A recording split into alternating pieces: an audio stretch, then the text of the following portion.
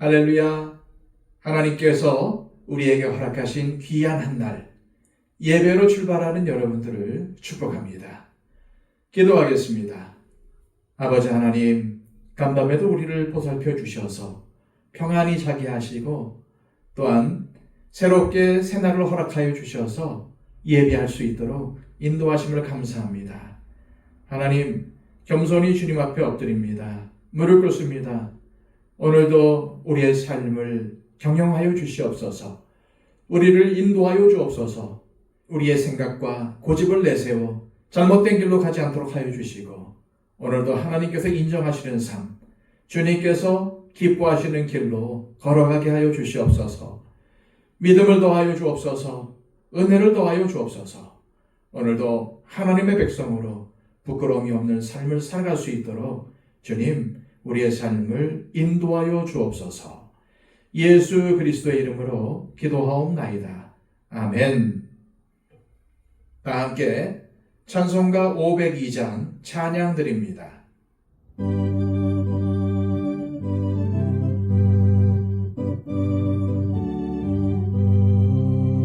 빛의 사자들이여 어서 가서 어둠을 물리치고 주의 진리 모르는 백성에게 복음의 빛 비춰라. 빛의 사자들이여 복음의 빛 비춰라. 죄로운 밤 밝게 비춰라. 빛의 사자들이여 선한 사역 위하여 힘을 내라. 주 함께 하시겠네. 주의 크신 사랑을 전파하며 복음의 빛 비춰라. 빛의 사자들이여 복음의 빛 비춰라. 죄로운 밤 밝게 비춰라. 빛의 사자들이여 주님 부탁하신 말 순종하여 이 진리 전파하라. 달을 넘고 물 건너 힘을 다해 복음의 빛 비춰라. 빛의 사자들이여 복음의 빛 비춰라. 죄로운 밤 밝게 비춰라.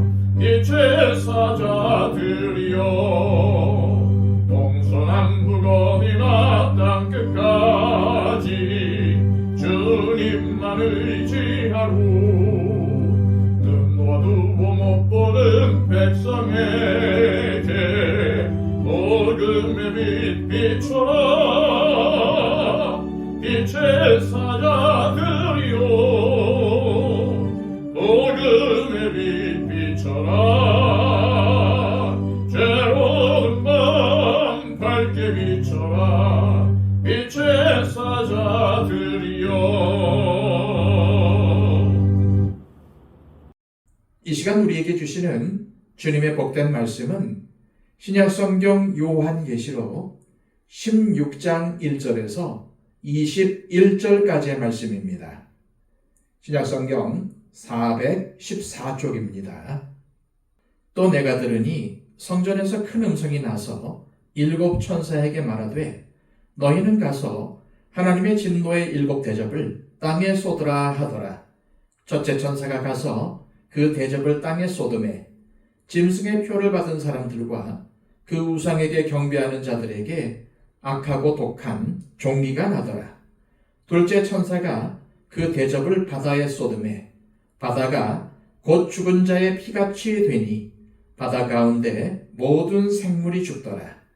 셋째 천사가 그 대접을 강과 물 근원에 쏟음에 피가 되더라. 내가 들으니 물을 차지한 천사가 이르되 전에도 계셨고 지금도 계신 거룩하신 이여 이렇게 심판하시니 의로우시도다. 그들이 성도들과 선지자들의 피를 흘렸으므로 그들에게 피를 마시게 하신 것이 합당하니이다 하더라. 또 내가 들으니 제단이 말하기를 그러하다. 주 하나님 곧 전능하신 이시여 심판하시는 것이 참되시고 의로우시도다 하더라. 넷째 천사가 그 대접을 해에 쏟음에 해가 권세를 받아 불로 사람들을 태우니 사람들이 크게 태움에 태워진지라. 이 재앙들을 행하는 권세를 가지신 하나님의 이름을 비방하며 또 회개하지 아니하고 주께 영광을 돌리지 아니하더라. 또 다섯째 천사가 그 대접을 짐승의 왕좌에 쏟으니 그 나라가 곧 어두워지며 사람들이 아파서 자기 혀를 깨물고 아픈 것과 종기로 말미암아 하늘의 하나님을 비방하고 그들의 행위를 회개하지 아니하더라. 또 여섯째 천사가 그 대접을 큰 강 유브라데에 쏟음에 강물이 말라서 동방에서 오는 왕들의 길이 예비되었더라. 또 내가 보매 개구리 같은 새 더러운 영이 용의 입과 짐승의 입과 거짓 선지자의 입에서 나오니 그들은 귀신의 영이라.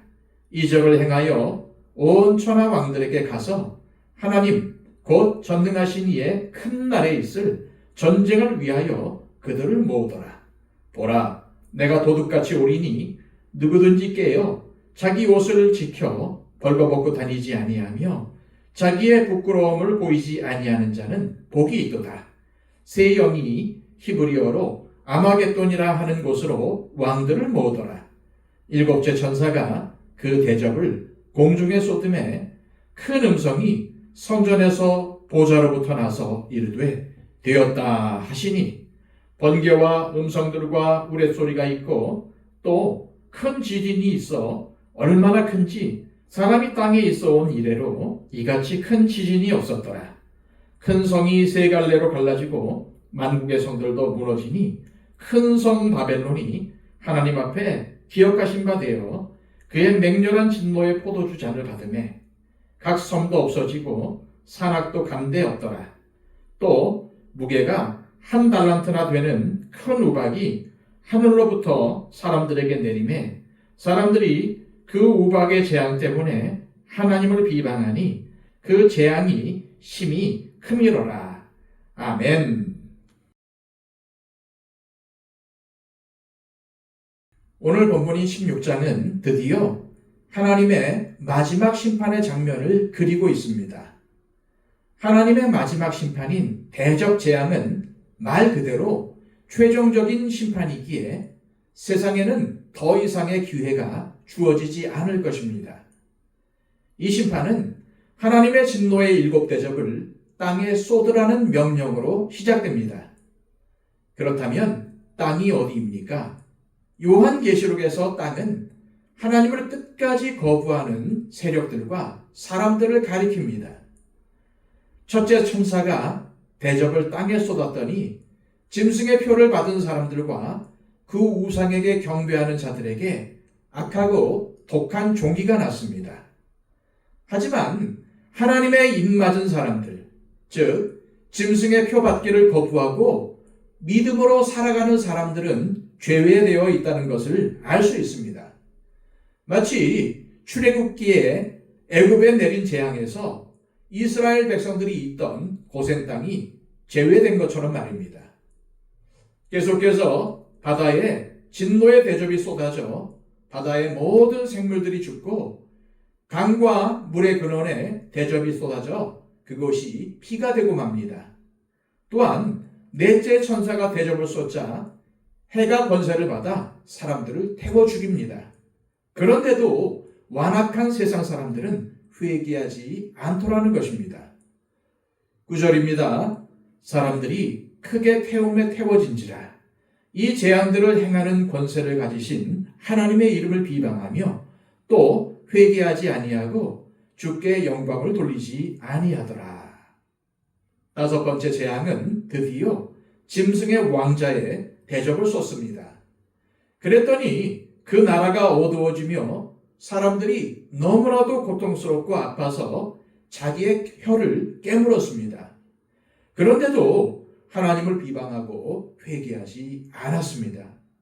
여섯째 천사는 그 대접을 큰 강 유브라데에 쏟았습니다. 이 유브라데는 여섯 번째 나팔 재앙에서도 등장했습니다. 나팔 재앙에서 유브라데는 심판이 시행되는 장소로 언급이 되었습니다. 이때 네 천사가 큰 강 유브라데에 놓여 사람 3분의 1을 죽이는데 이때 사용된 군사는 마병대로서 그 수가 2만만, 즉 2억이며 그들의 입에서 나오는 불과 연기와 유황으로 사람의 3분의 1이 죽임을 당하게 됩니다. 그런데 여섯 번째 대접 재앙에서는 적 그리스도의 세력이 하나님의 군대와 최후의 일전을 벌이기 위해 유브라데로 모인다는 것입니다. 원래 유브라데는 외세의 침략을 막아주는 역할을 했습니다. 로마 시대에는 로마가 가장 두려워했던 파르티아의 군대의 침입을 막아주는 역할을 유브라데 강이 한 것입니다. 그런데 이 유브라데 강이 말라버렸습니다. 그래서 동방에서 왕들이 올 수 있는 길이 열렸습니다. 여기서 동방의 왕들은 마귀가 하나님에 대항해서 최후의 발악을 벌이기 위해 모은 모든 적그리스도의 세력을 지칭하는 것입니다. 그런데 12장과 13장에서 나왔던 용과 바다에서 올라온 짐승, 그리고 땅에서 올라온 짐승의 입에서 개구리 같은 새 더러운 영이 나왔습니다. 여기서 요한 사도가 영이라는 말을 꺼낸 것은 마귀가 모은 동방의 왕들과 하나님의 군대와의 전쟁이 어떠한 전쟁인지를 말해줍니다. 13절, 14절입니다. 또 내가 보매 개구리 같은 새 더러운 영이 용의 입과 짐승의 입과 거짓 선지자의 입에서 나오니 그들은 귀신의 영이라. 이 적을 행하여 온 천하 왕들에게 가서 하나님 곧 전능하신 이의 큰 날에 있을 전쟁을 위하여 그들을 모으더라. 마귀와 짐승의 입에서 나오는 악한 영들은 마지막 발악을 위해 온 천하 왕들, 세상의 모든 적그리스도의 세력들을 아마겟돈이라는 곳에 모을 것입니다.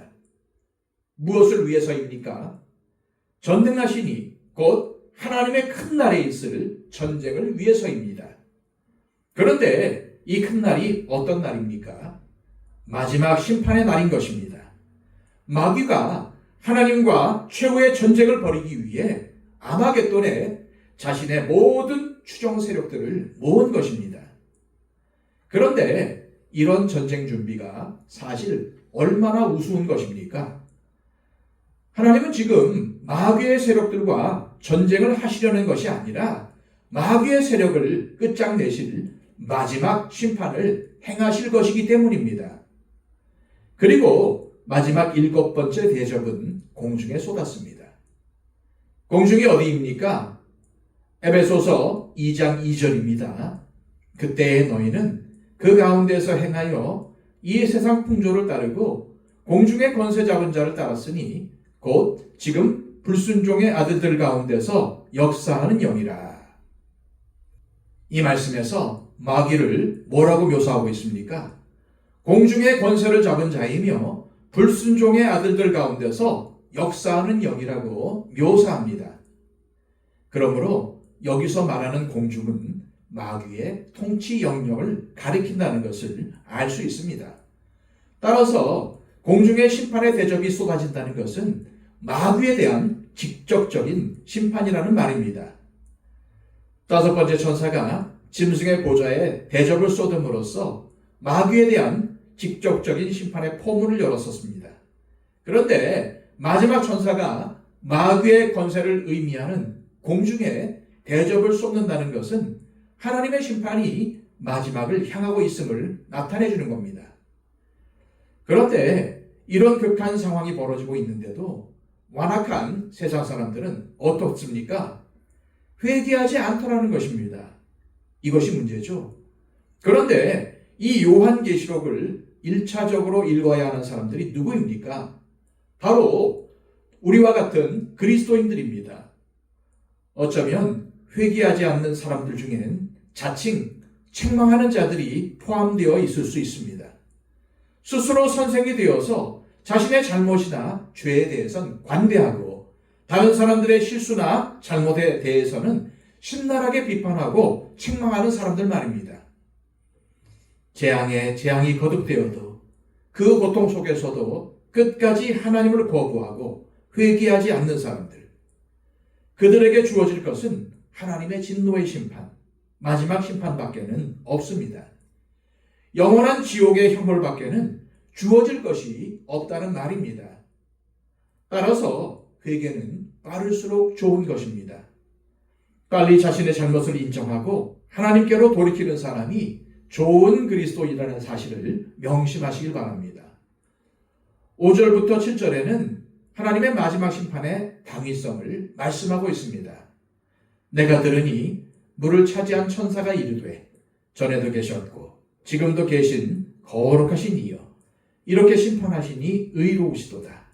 그들이 성도들과 선지자들의 피를 흘렸으므로 그들에게 피를 마시게 하신 것이 합당하니이다 하더라.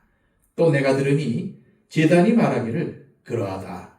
주 하나님 곧 전능하신 이시여 심판하시는 것이 참되시고 의로우시도다 하더라. 물을 차지한 천사가 왜 하나님의 심판이 합당하다고 합니까? 그들, 즉 마귀와 적그리스도의 세력이 성도들과 선지자들의 피를 흘렸기 때문이라는 것입니다. 따라서 요한계시록은 이 마지막 심판이 성도들의 탄식 어린 기도와 관련이 있음을 계속 강조하는 것입니다. 이어서 제단도 하나님께서 마지막 심판을 하시는 것이 참되시고 의롭다고 선언합니다. 6장에는 이 제단 아래서 순교자들의 영혼이 하나님께 탄원했다는 기록이 나옵니다. 따라서 제단이 말을 한 것이 아니라 제단 아래에 있는 순교자들의 영혼이 하나님의 마지막 심판에 대해 호응한 것입니다. 그렇습니다. 이들이 외친 것처럼 하나님의 심판은 의로우시며 가장 적절한 때에 이루어집니다. 그러므로 이 심판이 행해질 때는 후회한들 소용없습니다. 왜냐하면 이때는 돌이킬 수가 없기 때문입니다. 이 시간 하나님 아버지 오늘 말씀을 통해 하나님의 진노의 심판인 마지막 심판의 그림을 보여주시면서 끝까지 회개하지 않는 악한 영혼이 있다는 것과 그리고 이들은 결국 영원한 형벌을 받을 수밖에 없다는 것을 알게 하셨습니다.